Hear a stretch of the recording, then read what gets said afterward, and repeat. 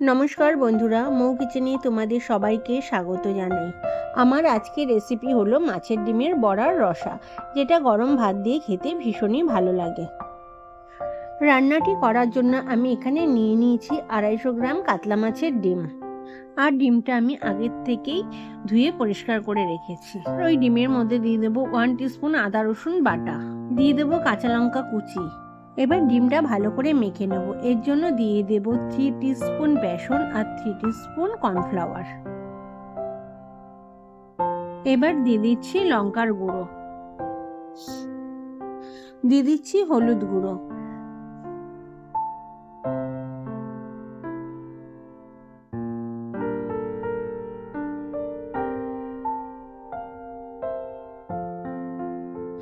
আর দিয়ে দেবো স্বাদ মতন লবণ। এবার সমস্ত কিছু দিয়ে ডিমগুলো ভালো করে হাতের সাহায্যে মেখে নেব। এই সময় আমি কোনো জলের ব্যবহার করছি না, প্রয়োজন হলে ব্যবহার করব। বড়া ভাজার জন্য ডিমটা আমি বেশ ভালো করে মেখে নিচ্ছি। এখানে আমার মাখার জন্য কোনো জলের প্রয়োজন হয়নি, ডিমের মধ্যে যতটুকু জল ছিল তাতেই আমার মাখাটা ভালোভাবে হয়ে গেছে। এবার বড়া ভাজার জন্য প্যানে তেল দিয়ে তেলটা ভালো করে গরম করে নিচ্ছি। তেলটা ভালোভাবে গরম হয়ে গেলে মাখা ডিমের অল্প অল্প অংশ বড়ার আকারে তেলে দিয়ে দেব। বড়াগুলোর এক পিঠ ভাজা হয়ে গেলে ধীরে ধীরে উল্টিয়ে দেব অন্য পিঠগুলো ভাজার জন্য।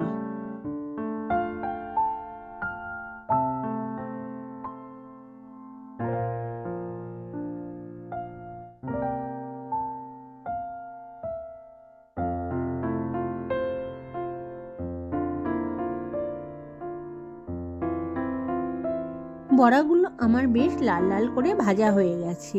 এবার বড়াগুলো একে একে আমি সব তুলে নেব।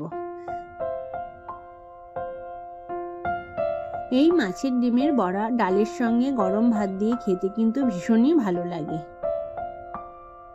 আমার একবারে সমস্ত বড়াগুলো ভাজা হয়নি বলে দ্বিতীয়বার আমি ঠিক একইভাবে বড়াগুলো ভেজে নেব।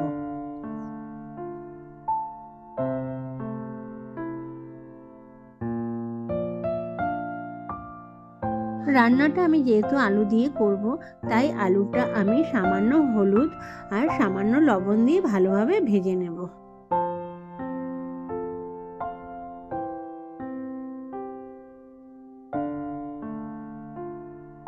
আলুগুলো আমার খুব ভালোভাবে ভাজা হয়ে গেছে। এবার সমস্ত আলুগুলো আমি তুলে নেব। তোমরা যদি এই রান্নাটা আলুর ব্যবহার করতে না চাও তাহলে অবশ্যই আলুটা স্কিপ করে যেতে পারো। এবার ওই তেলে দিয়ে দিচ্ছি একটি তেজপাতা আর একটা মিডিয়াম সাইজের পেঁয়াজ কুচি। এবার পেঁয়াজ কুচিটা একটু ভাজা ভাজা হয়ে গেলে তার মধ্যে দিয়ে দেবো 2 মিডিয়াম সাইজের পেঁয়াজ বাটা।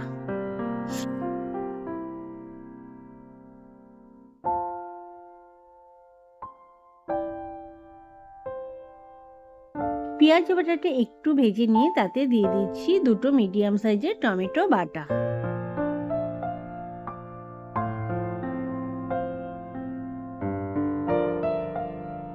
এবারে দিয়ে দিচ্ছি একসঙ্গে বেটে রাখা আদা রসুন আর কাঁচা লঙ্কা। আমি এখানে 5টা কাঁচা লঙ্কা বেটে নিয়েছি।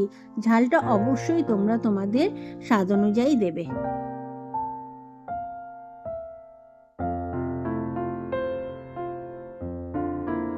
এবার দিয়ে দিচ্ছি রঙের জন্য হলুদ গুঁড়ো আর ঝালের জন্য লঙ্কার গুঁড়ো, দিয়ে দিচ্ছি ধনে গুঁড়ো আর দিয়ে দেবো জিরের গুঁড়ো, আর দিয়ে দিচ্ছি স্বাদ মতন লবণ। মশলাটা এবার খুব ভালো করে কষিয়ে নেব।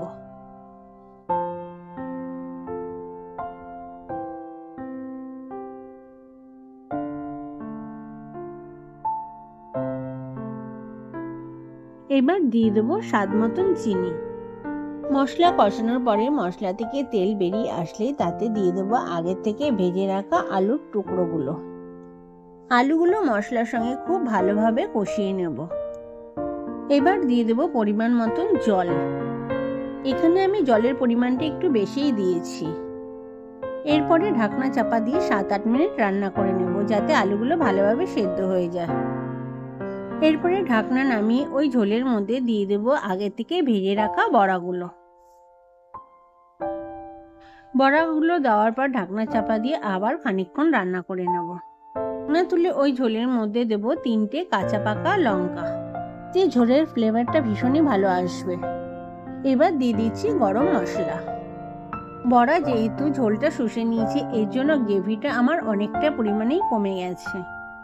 এবার শুকনো শুকনো করে নামিয়ে নিলেই রেডি দারুণ স্বাদে মাছের ডিমের রসা। আশা করি আমার এই রেসিপিটা তোমাদের পছন্দ হয়েছে।